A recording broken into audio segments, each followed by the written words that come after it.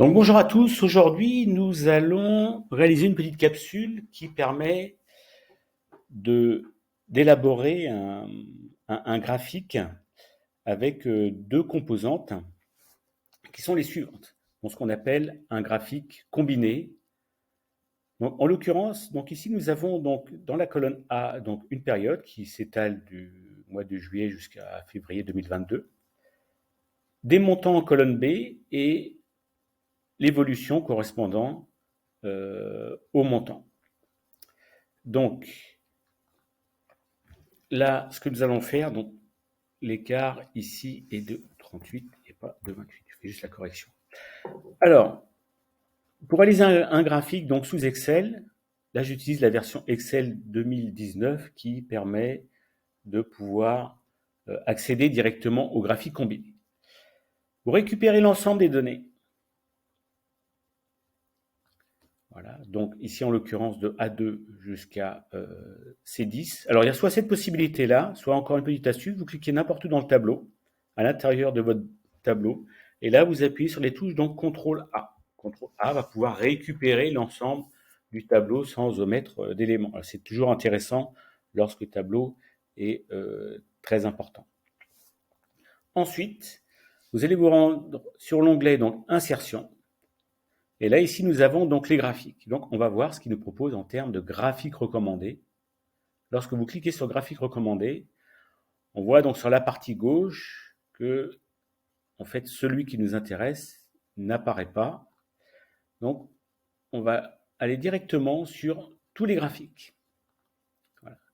Tous les graphiques, donc sur la partie gauche, il nous présente toutes les graphiques du module de Excel 2019 et celui qui nous intéresse, c'est bien le graphique combiné qui apparaît donc sur la dernière ligne, graphique combiné. On clique dessus. Donc sur la partie haute, il y a possibilité de choisir un modèle spécifique, donc on va laisser celui-ci, donc le colonne groupée en ligne.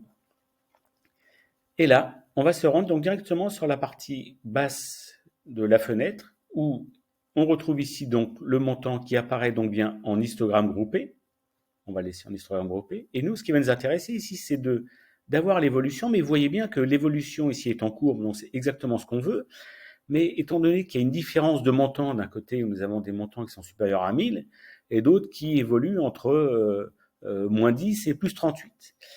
Donc sur la répartition du graphique, l'évolution n'apparaît pas correctement. Donc l'alchimie va consister en fait tout simplement à préciser qu'au niveau d'évolution, nous souhaitons avoir un axe secondaire, donc qui fasse référence bien à l'axe secondaire qui va apparaître donc, vous voyez, ici sur la partie droite du graphique. Donc, il n'y a juste qu'à cliquer dessus, afficher cette série sur l'axe secondaire.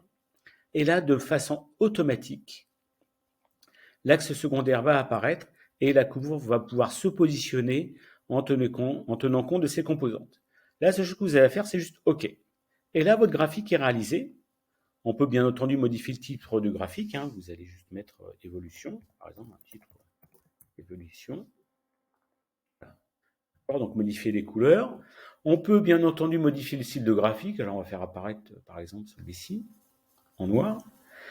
Et ce qu'on va faire, ce qui est toujours intéressant, c'est la possibilité d'afficher les valeurs dans chaque série. Alors ça, on va le faire de manière très simple. Vous cliquez ici sur le petit bouton plus. On va se rendre sur étiquette de données. Voilà. Il y a possibilité au niveau des étiquettes de données, vous voyez, de positionner les étiquettes de données ici. Soit elles sont au centre, voilà, soit en bord intérieur, soit en bord extérieur. Voilà, en bord extérieur, donc c'est A. Donc là, on va les laisser centrés. Du moins pour la partie des séries des montants. Alors, vous voyez bien que là, je me retrouve léger centré, mais ce que je souhaite faire, c'est peut-être, vous voyez, positionner le montant d'évolution, parce que là, les séries en termes d'évolution se positionnent carrément sur la courbe. Il y a possibilité de les sélectionner. Donc là, on va aller avec le curseur. Vous sélectionnez en fait donc la série d'évolution. Vous voyez, ils sont tout encadrés. Revenir sur le petit bouton plus ici. Voilà, étiquette de données. Et là, on va les positionner par exemple, juste au-dessus. Voilà, donc elles vont se positionner au-dessus ou peut-être en dessous, c'est plus intéressant. Voilà, donc là, j'ai réussi à positionner donc l'étiquette de données concernant l'évolution après l'avoir sélectionnée. Je me suis rendu sur étiquette de données et là, j'ai dit que je souhaitais qu'elles apparaissent au-dessus. Il y a possibilité, une fois qu'elles sont sélectionnées, de pouvoir, voilà, ici, les agrandir. Revenir ici, voilà, agrandir en fait la police de caractère, d'accord, y compris aussi cette manière-là, agrandir la police de caractère. Voilà. Alors, ce qu'on va faire, c'est que je vais sélectionner justement la série des montants, retourner sur le bouton plus, étiquette de données. Voilà.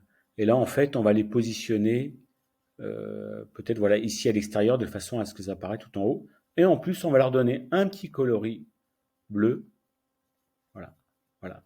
Et en gras pour qu'elles apparaissent plus facilement. Après, derrière, vous pouvez bien entendu donc étirer votre graphique, voilà, de façon à donner un peu plus de perspective.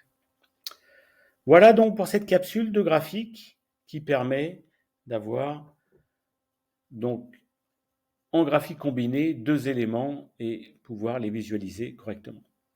Voilà, à très bientôt pour une prochaine capsule.